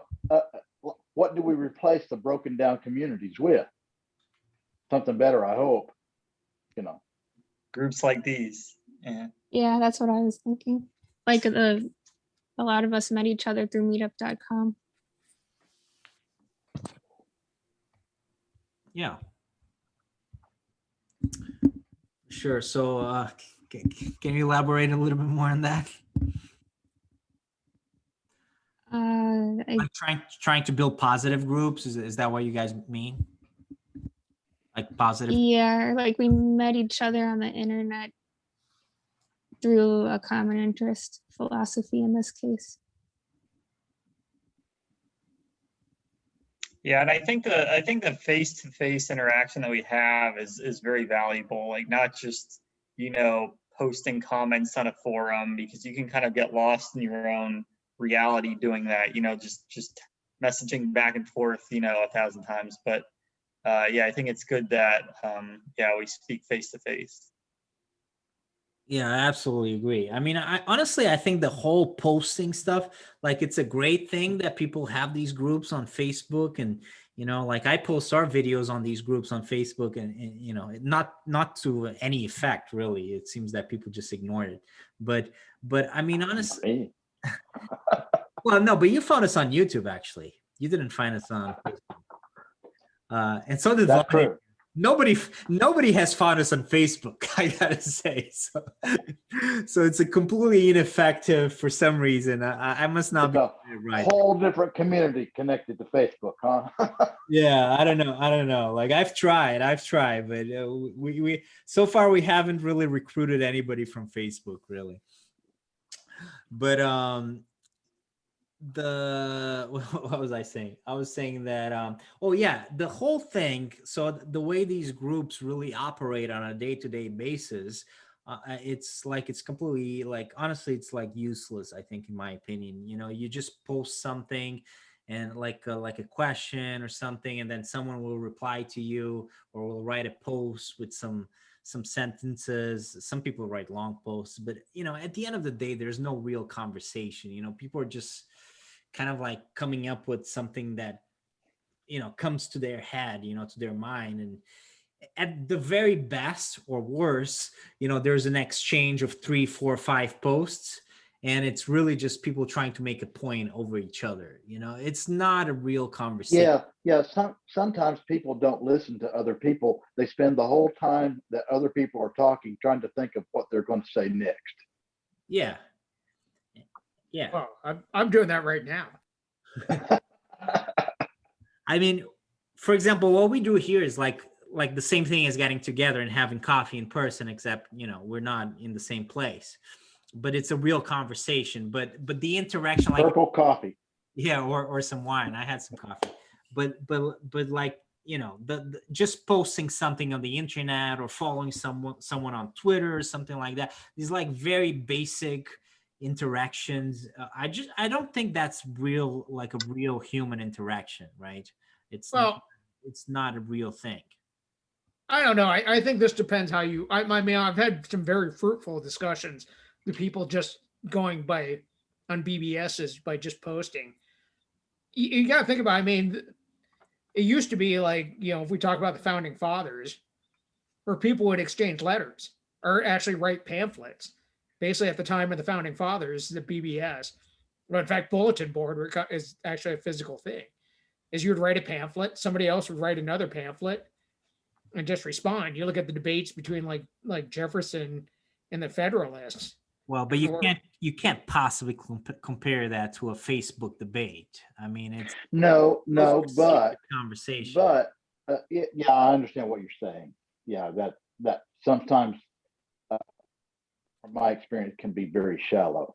But really, I think what Shashir is getting at is, what is the pamphlet of today? It's basically Facebook and Twitter. I mean, there was a lot of shallow stuff. You read some of the stuff that they're writing about each other. I mean, accusing, Jefferson of fostering, illegitimate children, which he actually did, or, accusing Hamilton of being a cannibal. I mean, they were doing stuff like that before. They were having flame wars long before the term was in. That's interesting. I would have never thought of that, like a bulletin board, like he said. I think that was in a lot of ways that currently the blog is, or maybe that's already passe, but the blog is kind of the bulletin board or the pamphlet kind of thing. But it's a one-way. The problem with those things are they're generally one-way conversations, and what you really want to get are what are called real-time synchronous conversations, which is what we got here. I think you're correct. But Thomas Paine's pamphlets were one way. Sure. He didn't interact with the people who read it. I read Plato. I mean, is this a dialogue? Yeah. No, it's actually it's an imaginary dialogue in my head that goes on with it. But yeah, we communicate like a lot with our facial expressions. Like when you're just posting on a forum, you can't see how the person reacted to it. So you're just reading literal words. But there's no like, did they feel jealous? Did they feel shocked? Did they feel angry? Did they feel elated? Like you can't see what the reaction is. And they try to sort of fix that by adding those react buttons, although it doesn't really do it 100%. Somebody mentioned to me one time, this was back in the late 90s. They said the problem with email is there's no inflection. There's no inflection. I said, now there is inflection, but it's in the mind of the reader, not the writer. Yeah. So yeah, like, oh, I'm sorry, go on, Bruno. No, go ahead. Yeah, it's like when you read an email, you're kind of putting your own emotion on what you're reading instead of actually seeing the emotion of the person saying it. Yeah. I think the email kind of illustrates a problem that I have, and I'm not anti-technology at all. I mean, I'm trying to adopt as much technology as possible to make things better. But technology has the problem of, I mean, these technologies that we're talking about, they have the common problem of they sort of like make things shallow. You know, they make communication shallow. Like the email is a good example of, like, I remember when I was younger and there was no email, or I didn't use email. And I would like correspond with people like when I was a kid via letter, you know, like I would write, you know, my grandparents' letters, you know.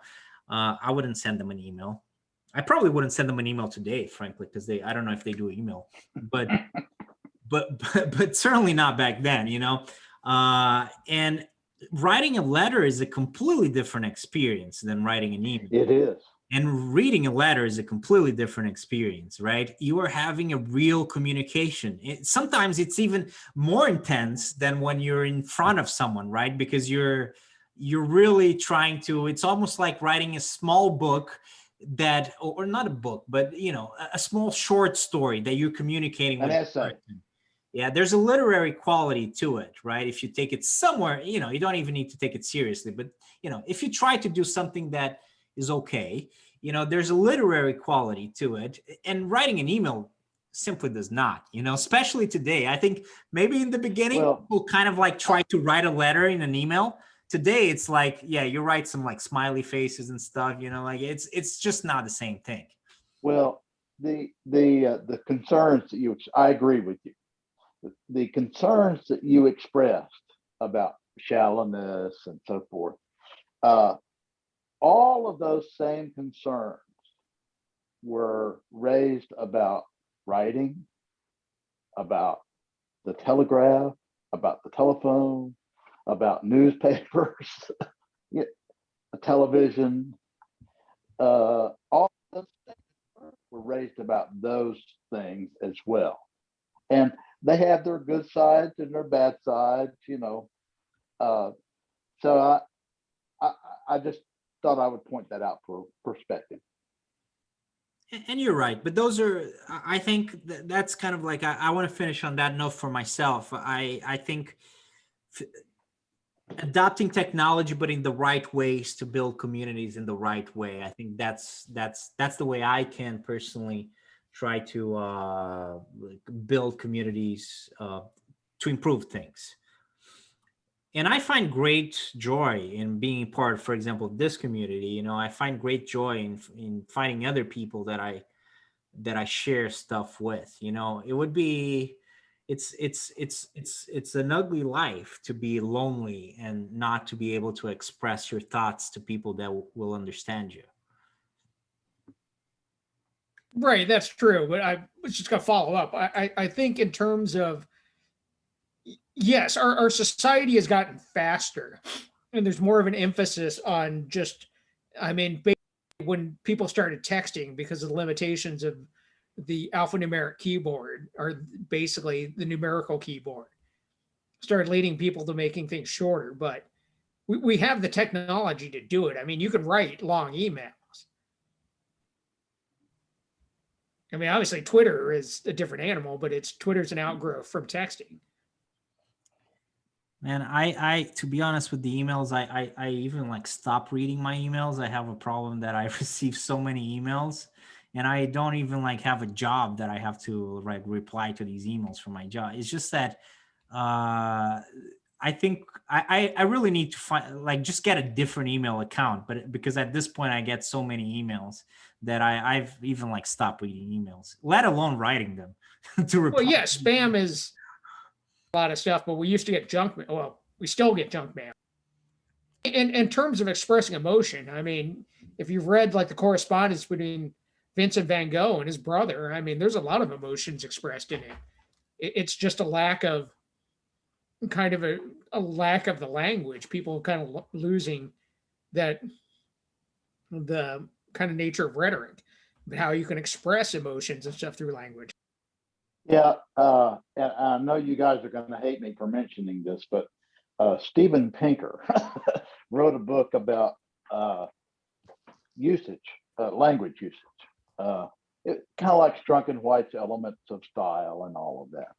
And there's a section in there about the state of language today. You know, how it's some people, because of the issue Michael raised earlier, people not using words and not communicating in complete sentences and things like that. And Pinker talked about all that, and he says, yeah, it's totally unlike the 1980s when teenage language use was superb. And then I'm just saying, he's being sarcastic, right? He's saying definitely. Yeah, people, language usage has never been super duper sophisticated. Well, and he was asked to be on the board of directors of a company that does dictionaries. I can't remember if it was Merriam-Webster or who it was. And because he had written some books about language, and he was board of one of these dictionary companies, and he didn't have any experience in the industry. He's a college professor. He didn't know anything about publishing dictionaries, but they thought he was wise about language and its usage, and so they asked him to be on the board. And he showed up, and he met the manager or the CEO of the company, and he asked, "So how do you decide what words mean?" And the CEO said, "We don't decide what words mean. Dictionaries are not they are descriptive, not prescriptive." They describe how we use it, but that's they right. don't. They describe usage. They don't make the usage. Yeah. Interesting. Because English, living languages are always going to be that way.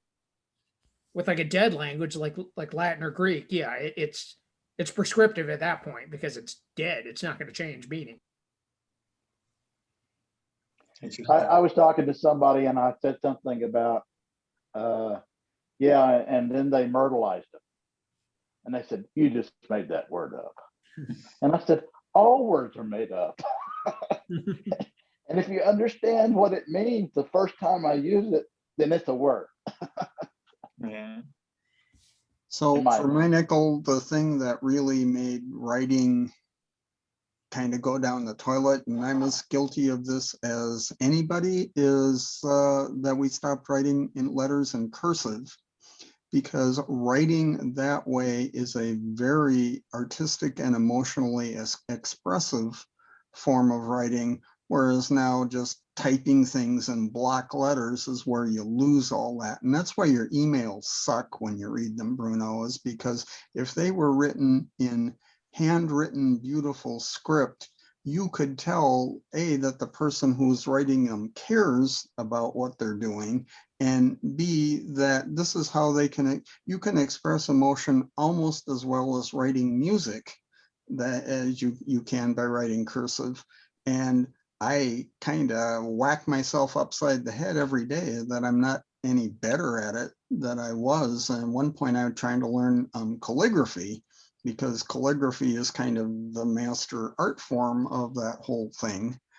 But if people went back to putting that kind of more of a personal touch into their communications, I bet the quality of communications would rise immensely, and there'd be a whole lot less of them too. And that isn't necessarily a bad thing either. So that's my nickels worth on that. Very interesting. Try writing a running script in Chinese. Yeah, I never really thought about that, but yeah, like when people used to write letters, often you could see through the handwriting if they looked like fearful, like just by the way something was written. If it was written like really nice and elegantly, then maybe that means they were like happy or in a good mood, but you could like tell from the way it's written somewhat, how they're feeling.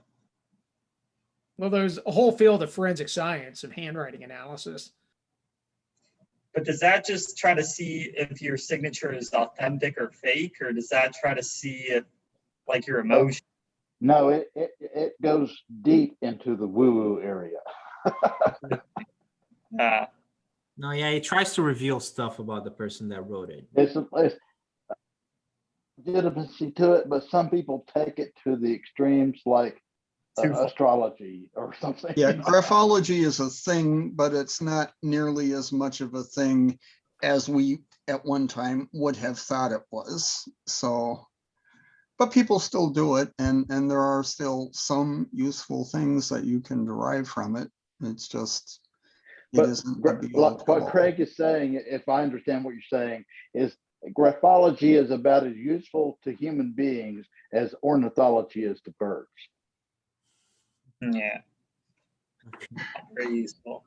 I don't know, because if I was a species of bird and my species was wind up being saved and preserved by an ornithologist, I'd be damn grateful. So I'm not sure I'm not gonna make that analogy. Yeah, I didn't say it was totally useless. I just was making a point, illustrating a point. Well, I wrote like all these questions here about community. Like now I'm annoyed that I don't really know how to write in cursive anymore, you know? I do. Maybe I have. But then I learned. I have to learn it again because I really don't. I forgot. Carolyn, did you ever learn to write in cursive? Yeah. Yeah, I did. Oh, you're asking Carolyn. Yeah, Did you, in third Michael? grade. I spent like maybe 2 days for like 2 days in school, they just quickly ran it by us, but they never required us to write in cursive. Okay, so now here's the real question. Who writes in cursive today? Other than my signature, no. Yeah, that's it. Other than my signature, I don't. So even among people who appreciate it, it has gone away. Not gone away, but it's not used regularly. I mean, yeah, I remember when I was a kid. I mean, I think I had to write in cursive in school. Well, yeah, they'd whack you on the hand if you did it Some wrong. people I can't have a read friend who cursive. is a poet who writes real letters in cursive, and she's got beautiful handwriting, and I'm quite envious of it. But there are a few around. A lot of them, from what I can tell, tend to be artistic people to begin with. So as an artistic expression form for them, they've cultivated it.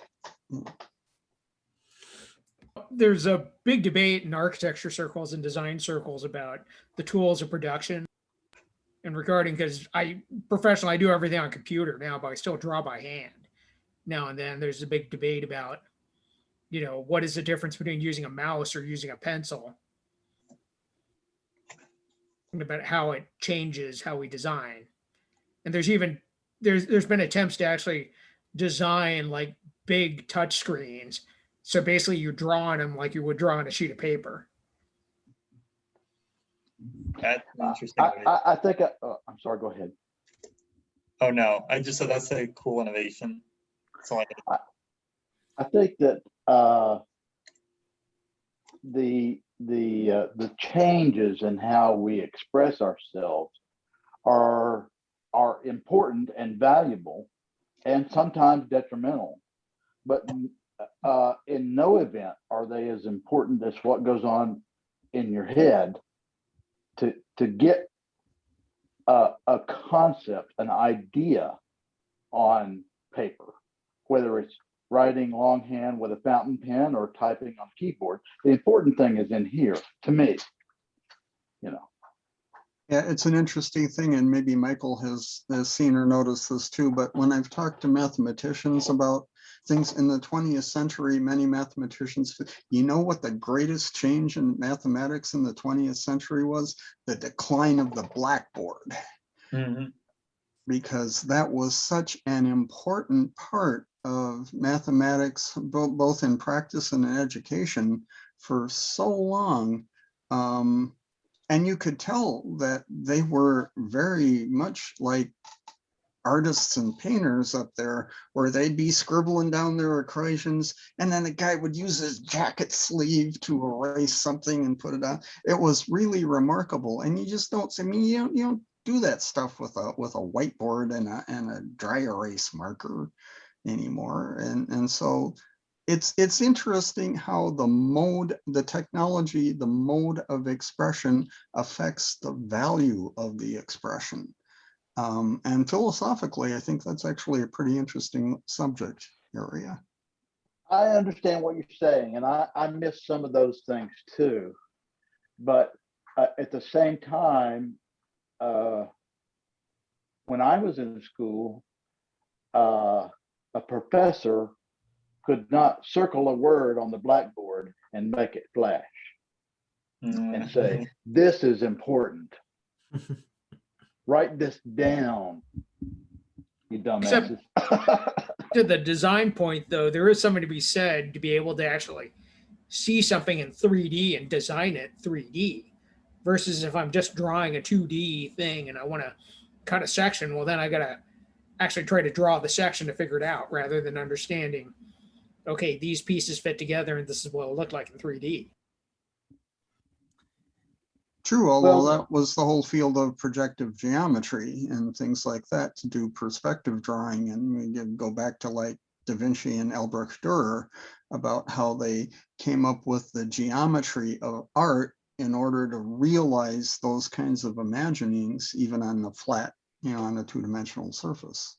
Yeah, that was a big thing of Brunelleschi, but it's still, Brunelleschi, when he designed the Cathedral of Florence, he looked at creating perspective, figure it out. He couldn't, though, take it and just kind of spin it around and cut it. I mean, he could build a physical model, but it'd be a lot harder to just sit there cutting in half to see actually the construction. Whereas, working on the software I have, I could cut it in half, and because I've already determined what the construction is, I could start seeing how it works together.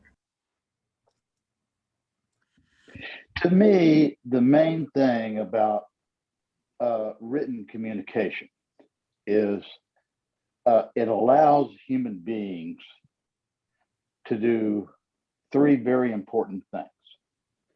We can communicate at a distance, and we can communicate through time.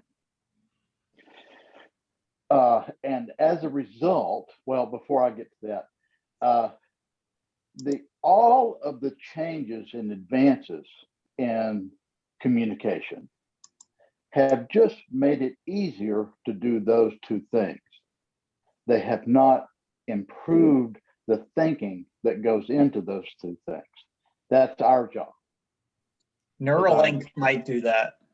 It could, but well, that's my main point. So I agree with you. I'm just trying to expand on that a little bit. Well, guys, any final thoughts on community? Going off like the writing thing, one thing that popped into my mind is I've read some personality types might express themselves more easily in writing versus verbally. True. Yeah, I mean, Hemingway said, I think it was when he accepted the Oscar, the Nobel Prize. He said, I think, if I'm not mistaken, I think it's when he accepted the Nobel Prize. He said, I don't have, it was something to the effect that I don't have a whole lot to say because I'm a writer and writers write. Yeah, I wonder that. So, which was a great way to accept the Nobel Prize in literature. What if before the invention of writing, there were all these really smart, really people who would be brilliant writers, but because they didn't have writing, people just saw them as like dummies. So all that brilliance was lost. Yeah, it's just an interesting final thought. That's true. Although I have trouble believing that Hemingway would come across as a dummy, but I don't know. I haven't met him. No, I think he was just trying to make a point, right? That he was a cool guy, Hemingway. They just released a document. I haven't seen it yet, but Ken Burns, I think, made a documentary about him. 6-parter? What? Is it 6 parts? It's on PBS. I know. I don't know. I haven't seen it. But I love Hemingway. Oh yeah. So and I think a new Audible edition of The Old Man and the Sea has just come out, and Jeff Daniels is reading it. Oh really? Wow, that's a good combination. Hemingway, Jeff Daniels. That's a really good combination. But yeah, final thoughts on community for me is that I'm really thankful for you guys for this community, and I hope we can keep expanding and create a. How cool would it be if we created like a really strong community philosophy community on YouTube? I think that would be really cool, you know. So I don't think there's something quite like that out there on YouTube. Maybe there is, and I don't know about it, We're first. but I think it would be really cool. And yeah, you found us on YouTube. You didn't even find us anywhere else, David. You just like YouTube. Can I join? And I hope we get some more people like that. That's how Vladimir found us as well. Where is Vladimir this week? Vladimir? Oh, that's a good question. Maybe he didn't wake up. I saw you did a one-on-one with him, and did he get a new camera?